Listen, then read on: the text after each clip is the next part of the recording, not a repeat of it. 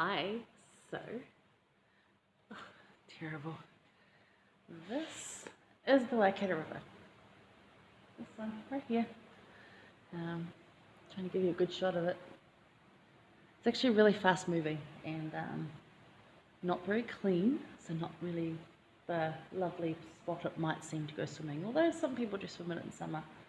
Right now it's freezing cold, and as we've had a lot of rain, you can see the water level on the other side. It's like right up by the trees.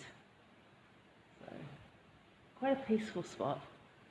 There are a lot of rips in here that drag you under, so be very careful. Also a lot of eels and as we refer to in New Zealand, tanifas. Go look that one up. Taniwha. Taniwha. Tanifas. Read about those, so it's super cool. Okay, so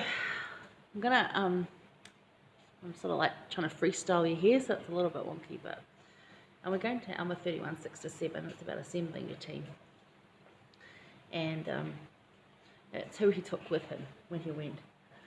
So when he went out to teach to them. So if you read there, he took, and I've got down here, he took Alma, Ammon, Aaron, Omna, Amulek, Zezerom, Shiblom, and Corianton. Now they got 17 years of missionary experience, so it's pretty cool, right? And they'd all had trials of faith to be converted. They'd all been through something and had to go through that, except for Corianton and Shiblom. And Corianton's about to have a trial of faith, and we get to read about that in the next few chapters and see how that goes. But this is a really good team, and another good scripture to look at for this is Doctrine and Covenants 104:86, and that talks about like who you put in your team as well, basically.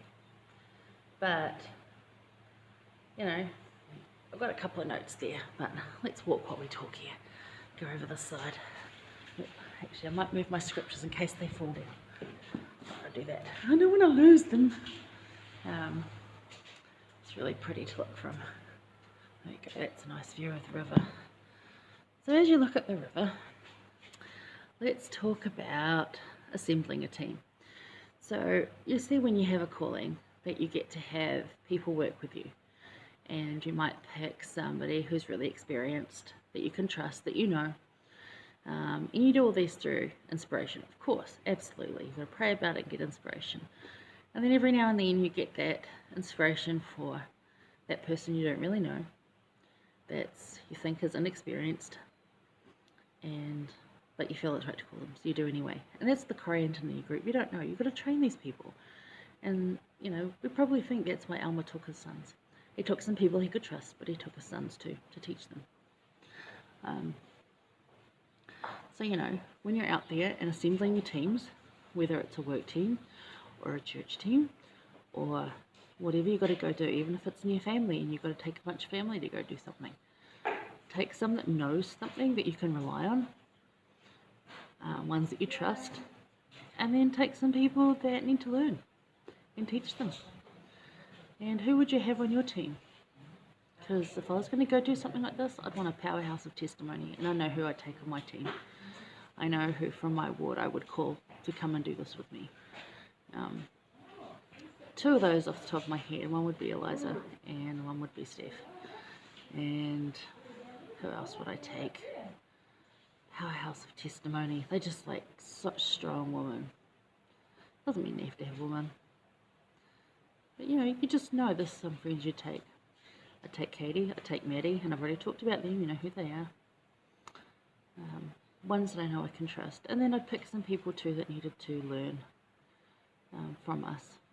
And there's some wonderful people like that too. So consider that when you're assembling your teams to go do whatever it is you're going to do. And also think of it too from the people that are your leadership. If some of them are inexperienced, and maybe it's the president of that quorum or that organization, and yet their counselors are really strong, maybe it's the president that needs to learn. So have some compassion, support them. They're there for a reason. If you don't know what the reason is, not your problem. You need to support them and sustain them. So do that. and consider who you would take for your team. Make sure you're surrounding yourself with that kind of people. Okay, we're going to move up to where all the grapevines are, up the top there. It's really super cool. And in March, near my birthday, all the grapes hang down, and it's so like Italian and so kind of cool. But anyway, this is the peaceful, mighty Waikato. There you go. Lovely. This is the river. All right. See you in a bit.